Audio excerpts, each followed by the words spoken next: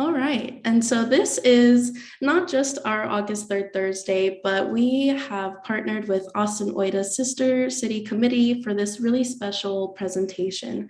Everyone in the room will get the chance to win a pair of tickets to their upcoming Oita ATX Japan Festival. And I'm really excited to pass it over to Christy and Julianne to talk a little bit about who they are, what they do, and the raffle that we're going to do this evening. Great. So my name is Julianne, and I'm also here representing Christy, who can probably wave down there. I'm not sure if you can all see us, but Christy's waving down there. And also Evan, who is the man behind the curtain for a lot of these Writers League of Texas Zoom presentations, is also on the board of the AOSCC. So this is a bit of a hybrid activity tonight. So this is a new thing for both of our groups. I think we've never collaborated before. So I would like to tell you a little bit about what AOSCC is. I find that it's easier to say AOSCC than to say Austin Oita Sister City Committee, but sometimes I'll just say Austin Oita group just to shorten things. What we are, you're probably familiar with the concept of sister cities in general. They began in the United States in the 1930s with Toledo, Spain and Toledo, Ohio, who partnered up in 1931, but really got started under President Eisenhower in 1956 with the people-to-people diplomacy project. And you have to realize, especially in the context of a Japanese sister city, is that only 4 years before that, the United States was still occupying Japan as a territorial reconstruction after World War II. So Japan was very much on the mind of President Eisenhower when he was creating this. And the entire concept behind person-to-person, individualized, or what we call it citizen diplomacy, is because the unknown is very scary to us. It's very easy to hate this unknown, foreign, unimaginable country that's off on the other side of the world that you've never heard of, you've never met. You can't put faces or names to any of that type of culture. So he created this program so that we could get to know our neighbors around the world and that we can really interact on a human level, on a community level. So in the United States, they're called sister cities. In Europe, it's called twin cities. But the entire concept is to bring together local communities. In fact, the Sister Cities International Board says, their motto is something like learn globally and thrive locally. So the point of this is not only to establish friendships around the world, but also to enhance your own experience from within your own local community, learning about things that you would otherwise never have had the opportunity to interact with. And so for us, we are one of the 14 citrus cities for the city of Austin. We're one of the oldest. We have been around for 32 years at this point, and we are partnered with Oita City in Oita Prefecture in Japan on the island of Kyushu. So for those of you who are not familiar with Japan, you've probably never heard of this city whatsoever. We are trying to change that. We're trying to give you more experience and more knowledge about what the island of Kyushu is like, what the city of Oita in particular is like, and also how things may vary in addition to Japan than, say, the Golden Route, the Tokyo and the Kyoto that everyone is familiar with. So we are still 32 years later, still partnering with the same city, and we have been able to establish really strong connections. There's a friendship committee, we have business exchanges, we send marathon runners back and forth because Oita has a very famous marathon. And in fact, they have one of the world's most famous wheelchair marathons. And as a disabled person, that's very near and dear to my heart. And we also exchange musicians, and I am the art committee chair. And so we exchange artists. So we're hoping to bring over an artist from Oita in 2024 to an exhibition at the Dougherty Gallery. We had that planned for 2020 and obviously had to push that back because of the pandemic. So I hope that this experience will broaden your horizons, realize that wherever you are, in whatever city you're located in, there's probably a sister city attached to it. And if not, I would certainly speak to your city government and ask if they're interested in joining this program. There are Obviously, hundreds of thousands of cities around the world looking for partners. And you can form a really close friendship with these people. Now that we can talk online, we can have virtual exchanges, we can meet through Zoom or other face-to-face video conferences, you can really establish friendships with anyone around the world. So we're just a small part of what Austin is doing, but we're always active. We have things going on you may not know about. But the thing that we are most proud of is coming up this weekend, and that is our Oita Japan Festival. Now, I'd like to say that if you're coming, you don't need to know anything about Oita in particular. We will be telling you that when you're there.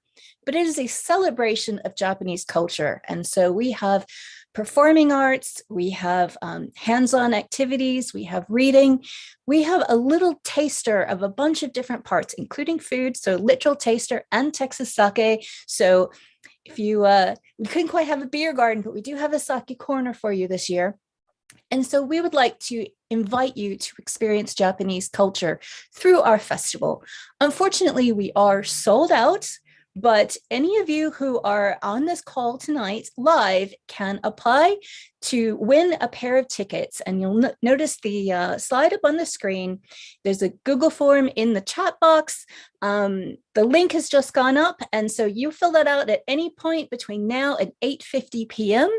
And we will announce the winner after the Q&A session. So one lucky individual will win a pair of tickets to the otherwise sold out festival. And we hope that you will be the one who will be joining us on Saturday. The final thing I'd like to say is just why we are here and why are we talking about haiku tonight. When Evan first brought this idea of collaboration to us, my first thought was not, Japanese great authors like Dazai or Natsume Soseki. And it wasn't even modern novelists like Haruki Murakami, but it was this word that we all learned in primary school, the haiku. Now, we have learned things in a non-standard and a certainly non-authentic way, but I think most of us, by the time we were about 7 or 8 years old, we did have an experience of someone saying, here's how you make a really simplified and basic poem. And I think for many of us, this was the first opportunity we really had in creative writing. We have learned to express ourselves not through a sonnet, not through traditional English literature and forms that can be a little bit complicated, but through the most basic and simple poem that can be so expressive and yet something that even small children can accomplish. And that's what we would like to express tonight, is just a sample of how you have been having Japanese culture affect you your entire life, perhaps without knowing it.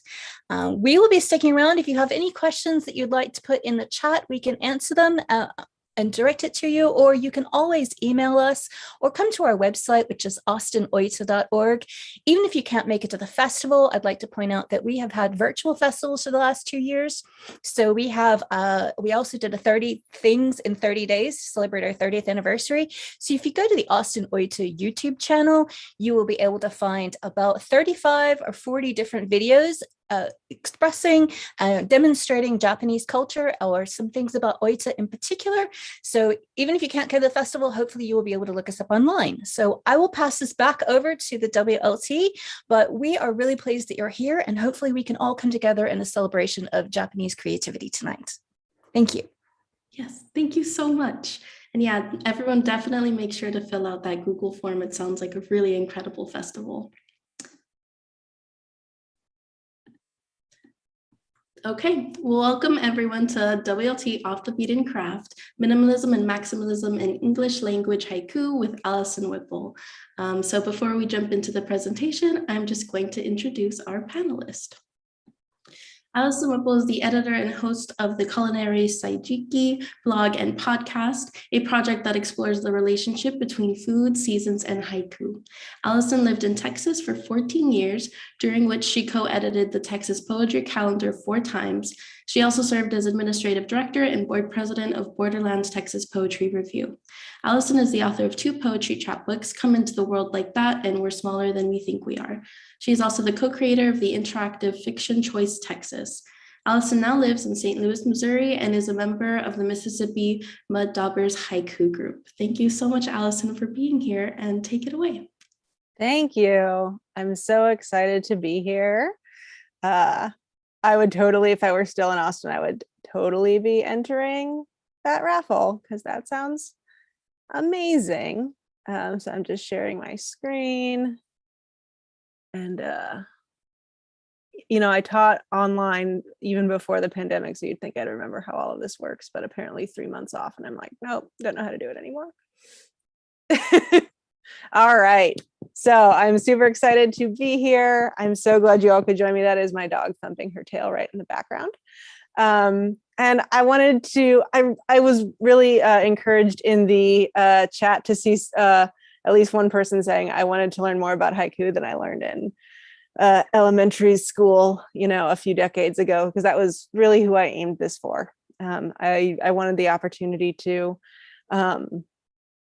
I realized the longer I study haiku, just how many people they got the most basic introduction in elementary school or middle school, and that was that. And I wanted to talk about some things that I really find interesting about the form, and how it is simple and it is complex and it is a form and it is malleable. So I sort of structured this as past, present, and future. And so for past, I know that some of you are friends of mine who study haiku. So some of you might know this, but I know a lot of you may not know this. But the form we know as haiku originally comes from hoku, which is the first verse of a linked form called renga. And if you are familiar with Ezra Pound was one of the poets who was instrumental in bringing haiku to the United States. Not the only one, but certainly if you got an English degree like I did, you probably got a lot of focus on him. And he called it hoku. But renga and the more contemporary renku, these are collaborative poems. Renku have 36 verses, more or less. There are variations. Formal renga have 100 verses, and you write these like in parties, basically. They're big poetry parties, and they have a form all to themselves. Haikai is commonly used today as sort of a catch-all term for the many haiku-related short forms. And the person we think of as the first of the sort of big four haiku masters was Matsuo Basho. And my Japanese is iffy. I have been studying it, but my pronunciation, but he lived from 1644 to 1694, and he was a professional renga master. His job was to go and lead these big renga events. That sounds, I'm like, could that just be my job? That sounds fun. But so the many of his haiku that we read today were actually opening or sometimes just early verses of renga sessions that he led. And the second of the four masters, as we consider them, was Yosabu Son. And by the time he was active, renga had declined in popularity. The big collaborative event, it wasn't gone, but it had definitely, it was no longer quite as fashionable. There was a lot more focus on competitive rather than collaborative poetry events. And many of his haiku lament sort of the loss of Basho's teachings. Oops. Gotta click on it. And while Basho was steeped in sort of very ascetic training, and Busan was considered sort of worldly and sensual, again, this is a very brief history of haiku, because I have a lot I want to talk about. Kobayashi Issa grew up in poverty, and he lived a difficult life. And his haiku tend to reflect an affinity for seemingly insignificant creatures, including people whose work and lives go unappreciated. And sort of the three oldest haiku masters, so of these first three, Issa tends to be the most popular, even today. And believe me, there are certainly other haiku practitioners during these periods, including some women, but these three are sort of the best known for their mastery of the form and their contributions to its various evolutions. I also want to point out that by the time that Issa was writing, the renga form had virtually disappeared. It wasn't totally gone, but it was not common. Poets were really more focused on individual poems. All right. Masaoka Shiki, that's the one I have the most difficult time pronouncing. He's considered the fourth of the great haiku masters, but also he's the originator of what we would consider modern haiku. He's also the first, at least documented person to use the word haiku instead of hoku. I think he was the first person to use it, but I always like to emphasize that he was certainly the first one to document it. And so honestly, a lot of what we consider the foundations or the elements of classical haiku today, they actually come from Shiki's own philosophy about what haiku should entail. So haiku is quite old, but what many of us have been taught is non-negotiable, totally classical, foundational.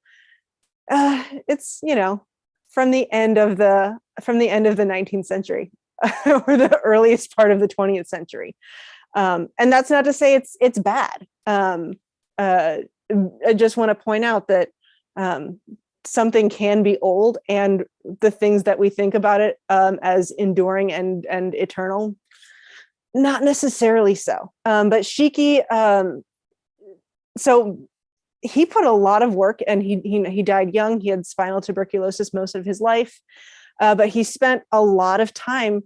Haiku is very important to him. He considered it a very important, uniquely Japanese poetic form. And so he put so much thought into what haiku could and should be. And those ideas are what really made it. And so, for example, the idea that a haiku is a sketch from nature, that can be traced directly to Shiki. The other masters absolutely wrote about nature, but we could see a range of topics beyond that as well that we might now consider more appropriate for other haikai forms. So Shiki was the one who really brought in that focus on nature.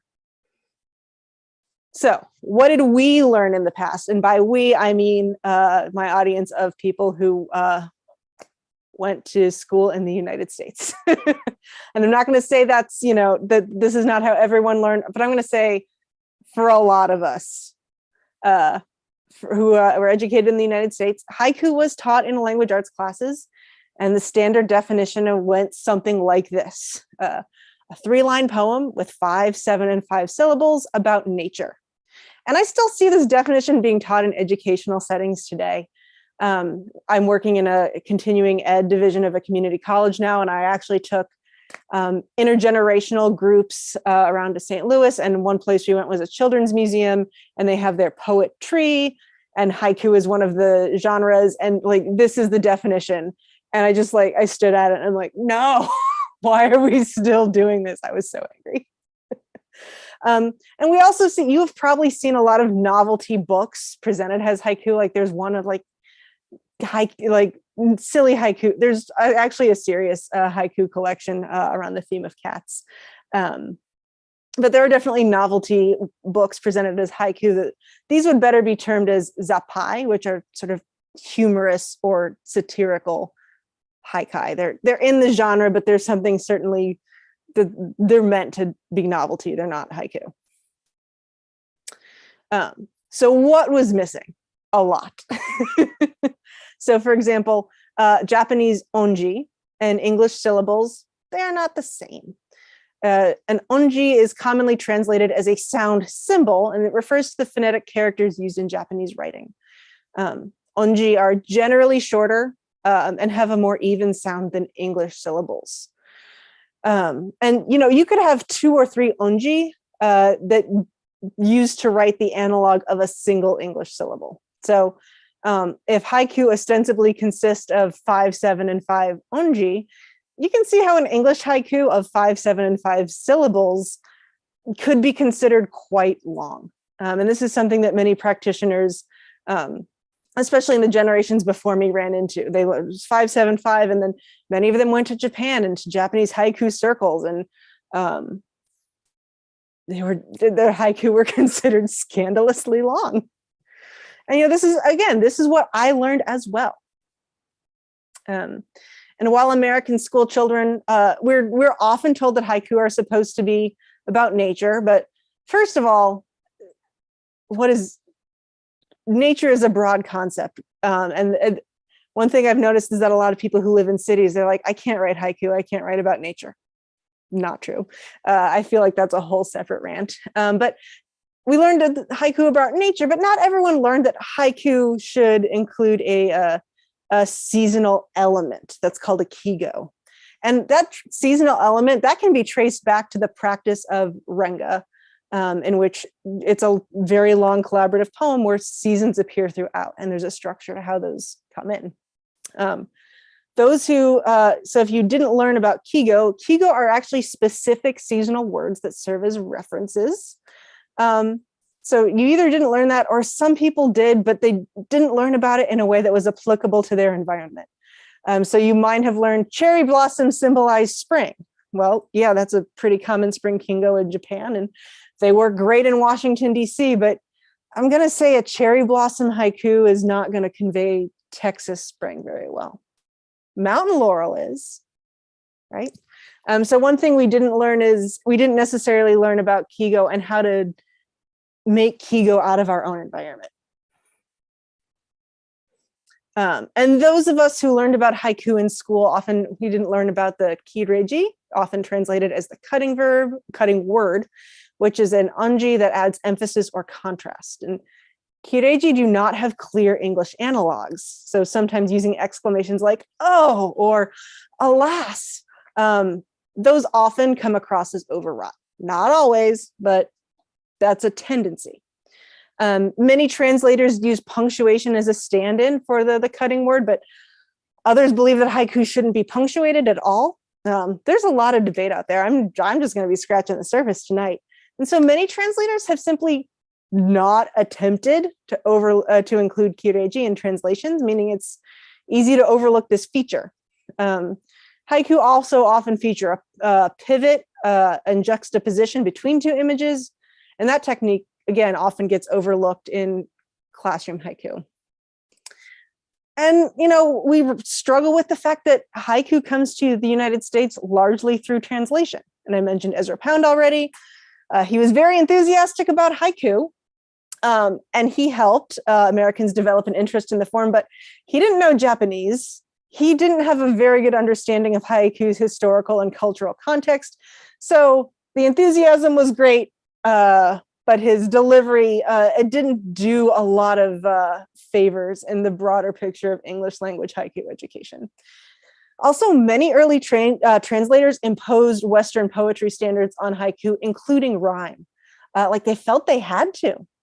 And that's not to, I don't want to demonize anyone. Like that's actually like what they thought like they had to do. But you can see how that, leads to challenges later on. And then an even smaller, though not insignificant number of early translators would avoid parts of speech such as articles resulting in haiku that at their best, they just sound stilted and strange. And at their worst, 100 years later, they sound kind of racist. Not great. But it's not all bad. Not all translations are bad. I think we can learn a lot from translation. In fact, so I use these 5 different translations like every time I do a haiku workshop on a different topic. And here's why. This is the frog pond haiku. So I use this because this is one of the most famous haikus. Haiku. There's no haikus. It's just haiku. I don't know why I said that. But this is basho. But I like to provide an assortment of translations because I think it's important to see what different translators do. And actually, that's going to be one of my strategies for practice at the end, is to read the same translated poem as many ways as you can. So R.H. Blythe, and there should not be an E at the end of his name. Autocorrect foiled again. The old pond, a frog jumps in, the sound of water. The old pond, a frog jumps in, the sound of water.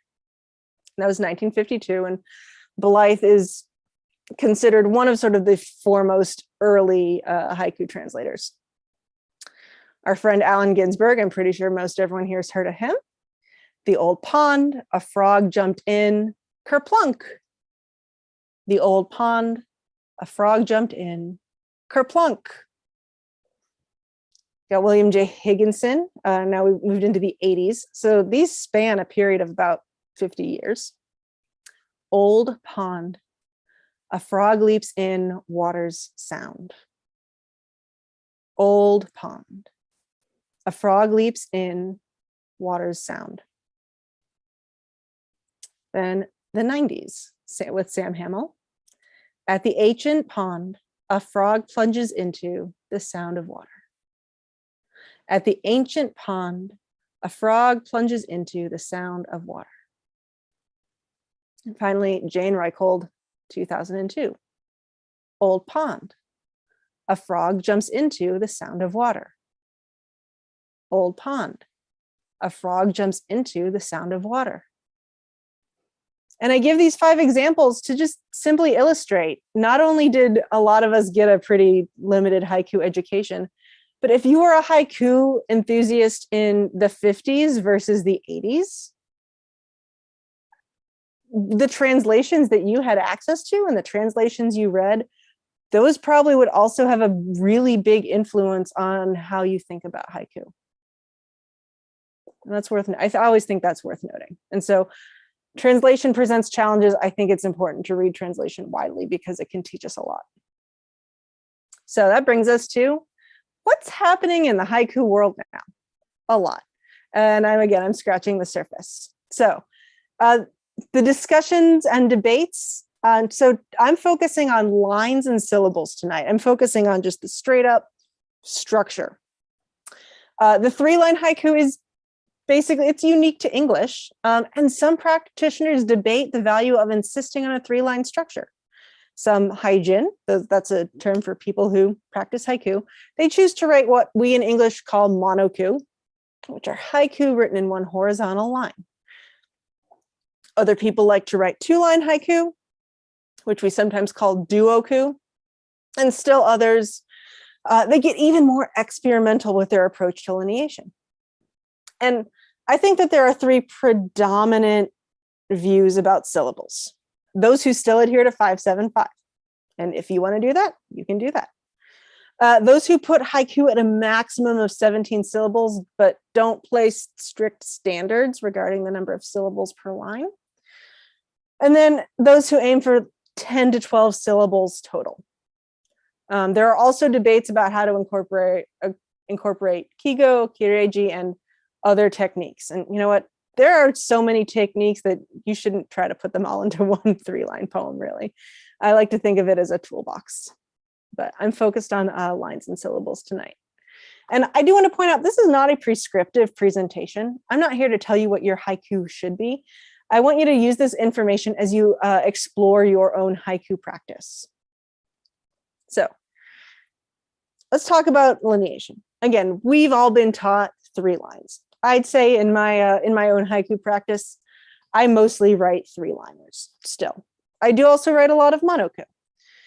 What are the challenges? Well, the structure of English can sometimes make a single line monoku difficult to read or understand. As with onji versus English syllables, Japanese grammar allows for readers to parse a poem written in a single vertical line that doesn't always translate well to the structure of English. I mean, you're literally working with languages that are very different. So things are not going to just line up evenly. No pun intended. So many haijin who write monoku often work with punctuation or spacing to keep that 1-line haiku from feeling too compressed. So there are challenges, but there are a lot of opportunities. So again, those who write English language monoku, they often do so because they feel that that single line is more authentic and respectful to the Japanese tradition, since Japanese haiku are that one single line. Writing in monoku also allows for the opportunity to avoid a stilted structure that can arise from a 3-line form. Sometimes putting breaks in creates more pause than is necessary. And some haijin find that when a 3-liner just isn't working, the poem improved when they turned it into a monoku. either because maybe a one-liner was just the right fit for that poem, or maybe you put it in one line and that yields new insights for revision. And then you put it back into a 3-liner. Duoku. 2-line haiku account for the smallest percentage of English haiku written in a standard form. So I'm not referring to like very explicitly experimental stuff. And his essay, Writing Haiku, the 2-line form, which I do have linked to at the end of this presentation, and I'm happy to share slides in whatever ways easiest. But David Grayson argues that writing in 2 lines presents unique challenges with rhythm, the pivot between images, kigo, kireiji, and the sense of open-endedness characteristic of 3-line haiku. So it makes them just kind of more difficult. That being said, a lot of people find them really, they like that challenge. Grayson also illustrates creative potential for the 2-line haiku. For example, there's a more proximity between images that allows for a really concentrated effect. And because you're omitting a line that could potentially be too descriptive, there is more room for ambiguity, which is something that many haiku practitioners value. And Duoku really gives you an ability to play with line length. So I'll give an example of each. Almost gone, the word for pain in my mother tongue. Almost gone, the word for pain in my mother tongue. It's Antoinette Cheng from Whiptail, which is a great online journal. They only publish 1-liners. And you know what? I can envision Cheng's haiku as a 3-liner. But I think her choice to make this a monoku heightens the emotional effect. And were I to make this a 3-liner, I would break the words at gone and the word pain. But line breaks force pauses when reading. And sometimes we want that, right? But there are other times when the breaks can feel ponderous. So in this poem, I think that 1-line structure without any indents, that creates a really breathless feel that accentuates the emotional resonance. This to me is a profound grief poem, and grief really sometimes it feels like it can take your breath away. And I think that decision to use that 1-line structure really makes that work. All right, here's a duoku. After the quarrel. A singed peanuts lingering scent. After the quarrel. A singed peanuts lingering scent. It's Jennifer Korp from Fog Pond 34-1 back in 2011. This duoku has 14 total syllables, 5 in the first line, 9 in the second. So the second line is almost twice as long as the first. And you can see the words, there's a pretty big visually. It's not even at all. But that use of punctuation visually draws out the first line, making the disjointed length seem less drastic. It's still disjointed, but visually we've got a little more there. And that quick move from one image to the next does create that sense of compression, mirroring the post-quarrel tension that might still be lingering in the air. And that 2-line structure with that long last line, that creates a really nice, I think it creates a nice sense of flow. Again, there's no accounting for taste, but to me, it creates a sense of flow. I love this. All right, so our syllable counts. 575 isn't dead, and it is possible to write excellent haiku following that structure. I'd say it's challenging. I don't do it so much myself anymore, but it can be done. So I'd say many practitioners often prefer a looser structure of 17 total syllables, or even fewer. Now, many of those who practice a looser structure tend to aim for that middle line to still be the longest, assuming a 3-line haiku. You are not obligated to do that. I'm just pointing to a general tendency people have. The looser structure affords a number of possibilities for playing with syllable counts, line length, and other techniques, such as, again, kigo, kireiji, or so many other things that we could talk about. The other really common one is those 10 to 12 total syllables. And those who observe that guideline fairly strictly in their own writing, they argue that this length is more representative of how long haiku would be when written in Japanese. And as with the 575 variants, many practitioners still aim to have that middle line be the longest. But again, you don't have to do that. Not everyone does it. I'm speaking to a pretty common tendency. 10 to 12 syllable haiku, that leaves little room for ornamentation. Some people really appreciate that sparseness. Others do not. I definitely, I hear people like say, haiku has gotten too short. And then other people are like, haiku has gotten too long. You can't please everybody. So when you are submitting to haiku journals, it's important to always read the guidelines. There are some people who have strict preferences, but fortunately they're clear about them. You can prefer whatever you want as long as you're clear about it. So what is the really current syllabic landscape? I believe that people's perceptions of syllable usage in contemporary English language haiku, that depends a great deal on the context in which they're writing and reading. I think, I can go to my haiku group meeting tomorrow night and I'll say, what do you think? Are haiku too long, too short, just right? And we'll all just have different opinions. Certain groups and editors have strong preferences. Others take a broader view. And again, you're always going to find people who believe that the contemporary form is just wrong, or that journals are all too rigid or all too flexible. You just fundamentally, you've got to do your own practice and find what works for you. I'll say in my own reading experience, I see that many haiku are in a really middle ground, sort of between 12 and 15 syllables. Again, that is my perception from my own reading. I do not have time to go and catalog every single haiku that comes out into a database and run data on that. If someone wanted to give me funding to do that, I totally would. That sounds actually really fun. But the main takeaway is that I think it's just important to not just write, but to read broadly and deeply so you understand what resonates with you, and also to understand the bigger picture of the haiku world around you. So this is a 575. His favorite fruit, plums the color of bruises, her autistic son. His favorite fruit, plums the color of bruises, her autistic son.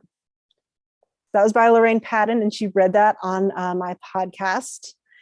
And I put this in here because despite having read this poem several times in preparation for Lorraine's appearance, I didn't notice it was 575 until she mentioned it during our recording session.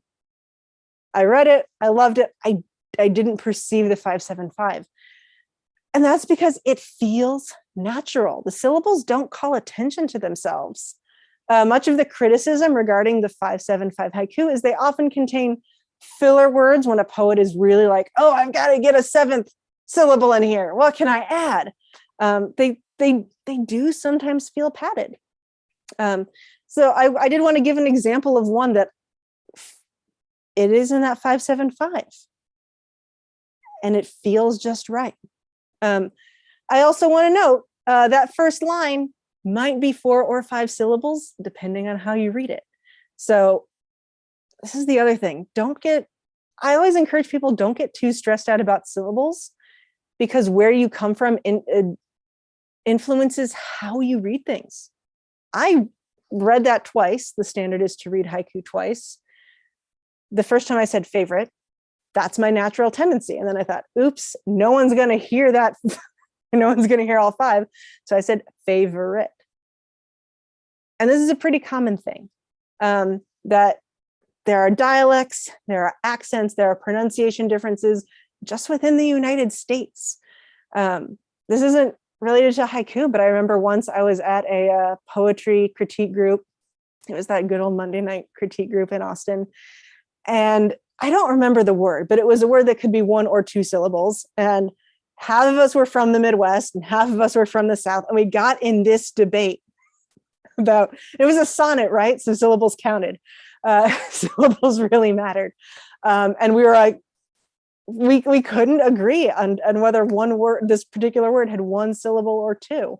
And that doesn't, whether it's favorite or favorite, this is still a great haiku. So don't stress out about counting syllables, because they're not, even syllables aren't set in stone in a particular language. All right, here's a 12 syllable that I love. Meteor shower, the secrets I kept from you. Meteor shower, the secrets I kept from you. That's Mona Betty from the Autumn Moon Haiku Journal 5.2. Mona Betty's haiku has a total of 12 syllables, with 5 in each of the first 2 lines and 2 in the final line. And I believe that the brevity of the haiku really accentuates the juxtaposition between the 2 images here. There is no ornamentation, there is no explanation, there is nothing getting in the way. And the poet has to rely on the reader's understanding of the beauty of a meteor shower, plus the pain and or discomfort related to keeping secrets. That's another great thing about haiku. We debate a lot, like, should people have to like look up a word? Well, no one can know all the words. You just can't. Or what if a poet isn't going to understand this aspect of the culture you're writing in? Well, no one knows everything about all cultures. So you just have to hope there's enough readers out there who understand what you're talking about for the haiku to land. But I think that this is, it's 12 syllables. It's those first 2 lines are really even. It's compact, and I think it's lovely. And this is one of those in-between examples. Storm and primroses, beyond my threshold, neighbor's fickle mood. Storm and primroses, beyond my threshold, neighbor's fickle mood. Luciana Moretto, Under the Basho, 2022. By the way, a basho is a type of ornamental banana tree in Japan. So when we say basho's haiku, he was writing under a pen name, and it was common to have like several different haiku names throughout your life. So that's sort of just the one that he did his most major work under. Luciana Moretto's haiku contains a total of 15 syllables, divided evenly with 5 syllables in each of the 3 lines. Now, I do not know Luciana, so I don't know if this was intended. I don't know what her process was, but I did notice it in a good way. Like, you can notice things in a bad way, or you can notice things in a good way, and I noticed it in a good way. Not only is the haiku syllabically even, but visually, the lines are almost exactly the same length. Those first 2 lines line up pretty much exactly. The even division of lines and syllables heightens the contrast within the haiku images. The weather and the neighbor's mood are both erratic and uncontrollable, but the form of the haiku can be controlled. And this, to me, is a haiku. This haiku is an excellent example of how form can serve the overall content of the poem. And again, I talked about the 3 sort of dominant strains in terms of syllable counts, but you can go longer or shorter. I'll say it's rare to see haiku longer than 17 syllables in English. And I speak about English because that is the language I know the best. There are some practitioners and editors who believe haiku can go even longer, usually in the 19 to 21 syllable range. But just think about it. In such a short form, going from 17 to 19, that can have a pretty big impact. And yes, shorter. I'm going to give you an example. Some of you are going to love it, and some of you are going to hate it. Some practitioners aim for the shortest possible haiku they can create, going for like single digit syllable counts. And as with longer haiku, cutting any spare syllable can still have a major effect. So here's a long example. The Poetry P Journal, it's also a podcast, the Haiku P podcast, they had a feature on long haiku. Icicle, dripping, refrozen, elongated, icicle, dripping, puddle. Icicle, dripping, refrozen, elongated, icicle, dripping, puddle. Is Mark Farrar. And this haiku consists of 7 single word lines in a total of 19 syllables. And this won the judge's choice for the special issue. And in her commentary, Judge Vanda Parashar notes that this haiku could have been written in 3 or 4 lines, but Farrar's formatting choice more accurately reflects an icicle's life cycle. The form enhances the overall effect of the poem. Parashar also commented on how the repetition of 2 words, icicle and dripping, heightens the effect. And that's generally, since haiku are so short, most teachers and practitioners caution against repeating yourself because it can feel redundant. But in this one, it works. Farrar's poem goes against many of the guidelines of English language haiku, yet it does so with purpose. And I think that's the most important thing, is purpose. All right, this next one is not typed up.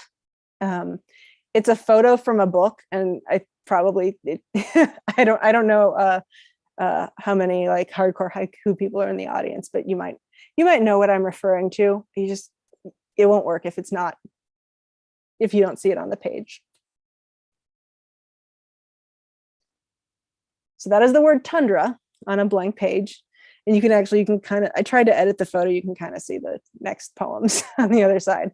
So this haiku by Cor van den Heuvel appeared in the first 2 editions of the Haiku Anthology, 74 and 86. He actually took this out of the 3rd edition, just because everyone had sort of talked about it so much. He was just like, I don't want the haiku. He also edited it, of the Haiku Anthology. And he's like, I don't want this to be like the book that's the Tundra book. So he actually took it out of the 3rd edition. This is a monoku that consists of a single word and just 2 syllables. And let me tell you, it made some people really angry. And it also made some people really happy.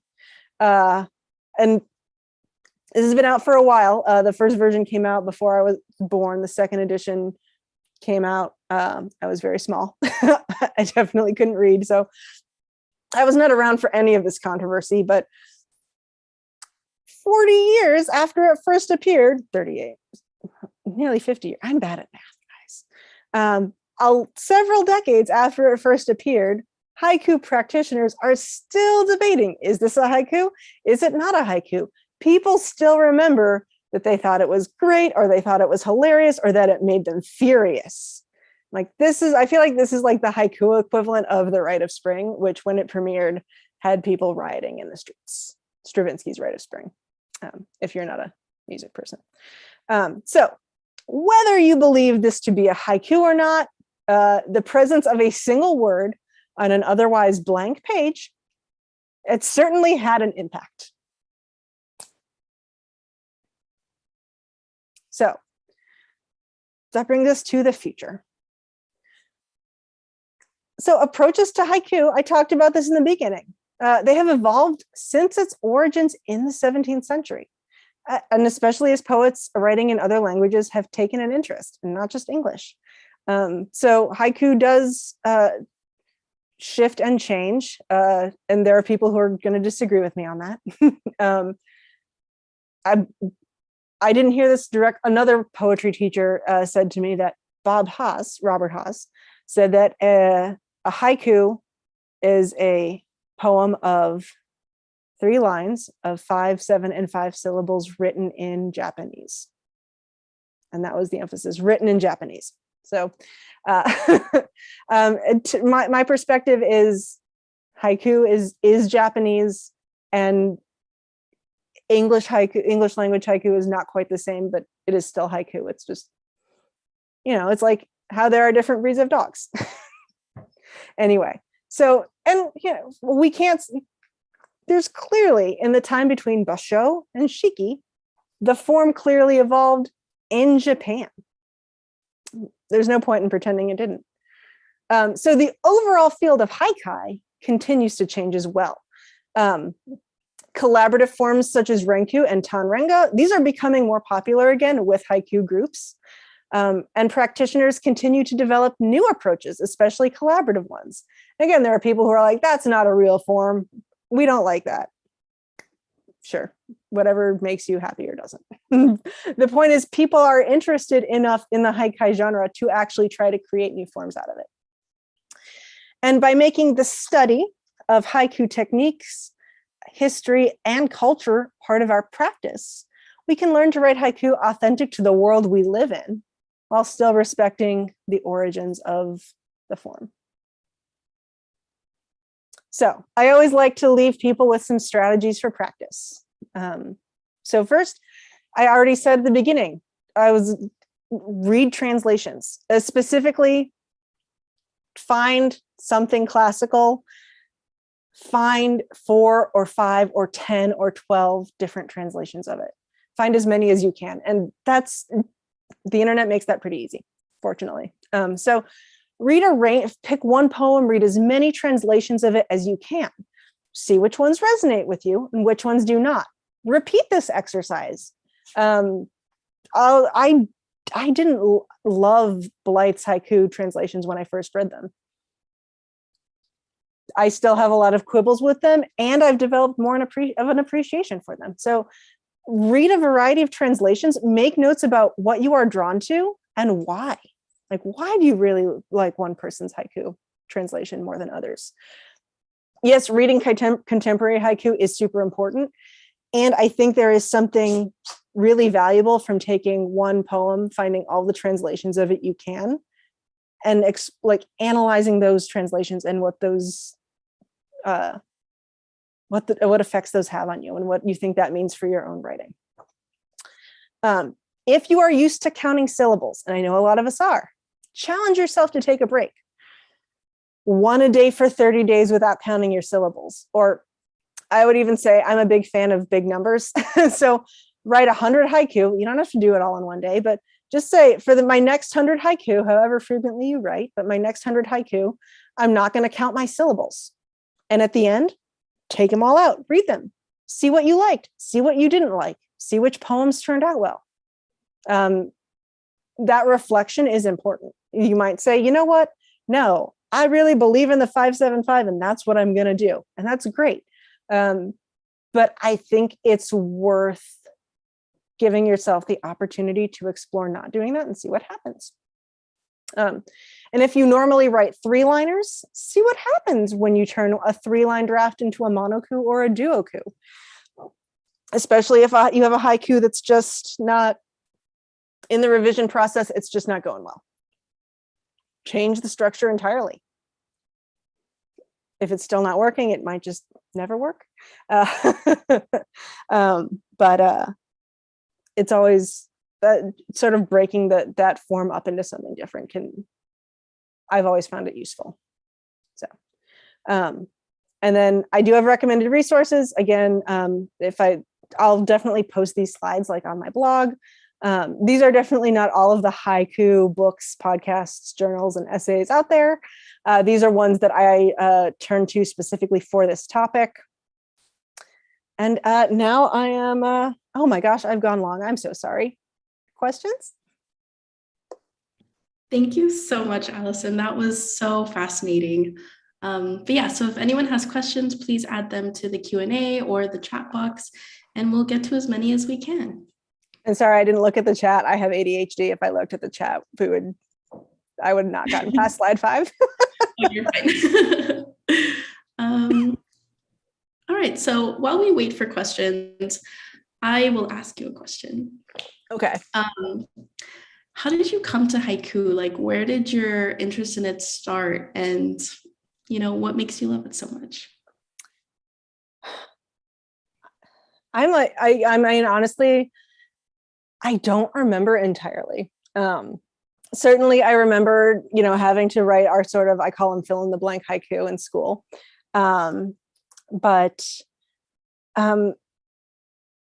I can't remember something. I remember in the summer of 2015, I got it into my head to have a haiku study group on Facebook. And so I did. And then I started doing my MFA and just dropped it. At one point in 2013, I did a weekend-long haiku intensive at the Austin Zen Center. super informative. And then again, like I was doing other things, writing other forms, so I drifted away. It's sort of like I've always bumped up against it and then drifted away, and bumped up against it and drifted away. But that first workshop at the Zen Center in 2013 had a huge impact on me. Like that was the first thing that shook me out of my like 5-7-5 stupor. Did the haiku study group, and then I had a MFA workshop where we had to do haiku, and it was let's just say I did not feel that the professor really understood haiku. But I started doing a haiku exchange with one of my MFA classmates. We've been exchanging haiku every week we're going into the 5th year. And so it was just always a coming back and coming back and coming back. And I love that it is a form that is both, it is simple and it's also complex. There's so many ways you can approach it. Yes. And I loved that breakdown that you did of all the ways you can approach it. It was so liberating in a lot of ways. Okay, so it looks like we got some questions in. Yeah. So let's start. Do you care to discuss haiku versus senryu? That's a big thorny topic. So what I'll say is, senryu is it has a structure. I would say the structure is analogous to haiku. But senryu is generally considered a form where, rather than talking about a moment in nature or a moment of presence, of what's in front of you, of observation, senryu is where you can really just let your feelings fly.